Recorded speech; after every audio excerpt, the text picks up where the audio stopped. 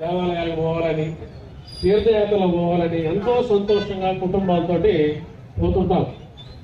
కానీ అతి వేగం వల్ల, తాగుడు వల్ల, లేదా గంజాయి తీసుకోవడం వల్ల, మత్తు పదార్థాలు తీసుకొని లైసెన్స్ లేకుండా డ్రైవింగ్ చేయడం వల్ల ఈ యాక్సిడెంట్లు జరిగి కుటుంబాలు ఇబ్బంది పడతా ఉన్నారు. మాదక ద్రవ్యాల అనేది స్కూల్ నుంచి, అంటే 10th క్లాస్ ఇంటర్మీడియట్ స్థాయి నుంచి మార్పు రావాలి.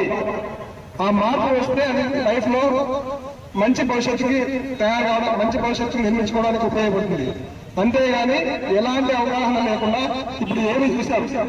సో అలాంటి వాటికి బానిసలైతే మన యొక్క జీవితాలు ఏ విధంగా నాశనం అయిపోతాయని మనకి సింపుల్ ఎగ్జాంపుల్. ఇలాంటి ఘటనలు చాలా రియల్ గా కూడా జరిగాయి. కాబట్టి ప్రతి ఒక్కరు కూడా ఒక కాలేజీ స్థాయి నుంచి, స్కూల్ స్థాయి నుంచే తల్లిదండ్రులతో పాటు పిల్లలు, విద్యార్థులు, తర్వాత మహిళలు అందరూ బాధ్యతగా ఉండి మన యొక్క భవిష్యత్తును మనమే నిర్మించుకోవాలి. ముఖ్యంగా మన ఆంధ్ర రాష్ట్ర ప్రభుత్వం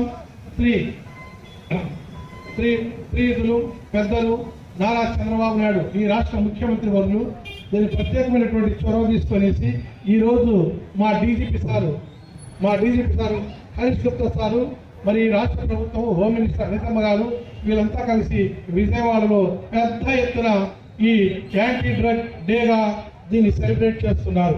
ప్రభుత్వం కూడా ఇన్వాల్వ్ అయ్యి దీనికి యువతను కానీ, మనుషులు కానీ మత్తులో బానిసగా ఎవరైతే పైంటారో వాళ్ళని మేలుకోవనే రకంగా ప్రతి ఒక్కరికి ఒక మెసేజ్ ఇవ్వాలని చెప్పే ఉద్దేశంతో ఈరోజు ఈ రాష్ట్ర ప్రభుత్వం ముందుకు వచ్చింది.